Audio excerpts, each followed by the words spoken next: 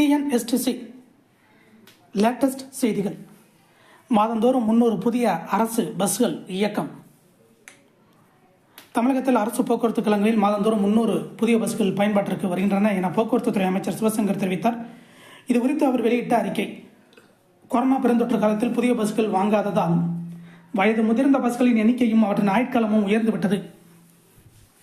KfW German வளர்ச்சி வங்கியின் வாயிலாக 2213 டீசல் மற்றும் 500 மின்சார பஸ்கள் வாங்குவது தொடர்பான வழக்கில் கடந்த ஆண்டு தகுந்த அறிவுரைகளை நீதிமன்றத்தில் இருந்து பெறப்பட்டு அதன் அடிப்படையில் பஸ் கொள்முதல் என்பது கூண்டு கட்டுவதிலும் ஒப்பந்த நிலையிலும் உள்ளது. போக்குவரத்து கழகங்களுக்கு 10 ஆண்டு காலத்தில் 23,494 கோடியே 74 லட்சம் ரூபாயை அதிமுக அரசு வழங்கிய நிலையில் தற்போதைய திமுக அரசு 4 ஆண்டுகளில் 29,502 கோடியே 70 லட்சம் ரூபாயை ஒதுக்கீடு செய்துள்ளது. மேலும் புதிய பஸ்கள் கொள்முதல் மற்றும் கூண்டு கட்டுவதற்கான நிதியையும் ஒதுக்கீடு செய்துள்ளது. இதனால் 7,682 புதிய பஸ்கள் மற்றும் ஒப்பந்த அடிப்படையில் இயங்கும் 1000 மின்சார பஸ்கள் என மொத்தம் 8,682 புதிய பஸ்கள், 1,500 பஸ்கள் கூண்டு கட்டி புதுப்பிக்க நடவடிக்கை எடுக்கப்பட்டுள்ளது.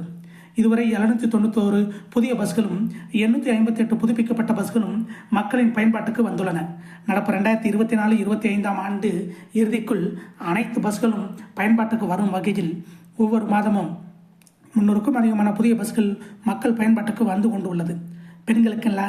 பெண்களுக்கான கட்டணமில்லா பயண திட்டத்தின் கீழ் பெண்கள் 473 கோடியே 61 முறையும் 28,82,000 திருநங்கைகளும் மாற்றுத்திறனாளிகள் அவர்களது உதவியாளர்கள் 378 கோடி முறையும் பயணம் மேற்கொண்டுள்ளனர். இவ்வாறு அதில் கூறப்பட்டுள்ளது. இதை போன்ற டிஎன்எஸ்டிசி அப்டேட்களை உடனுக்குடன் பெற நம்ம சேனலை சப்ஸ்கிரைப் பண்ணுங்கள், ஷேர் பண்ணுங்கள், லைக் பண்ணுங்கள். நன்றி, வணக்கம்.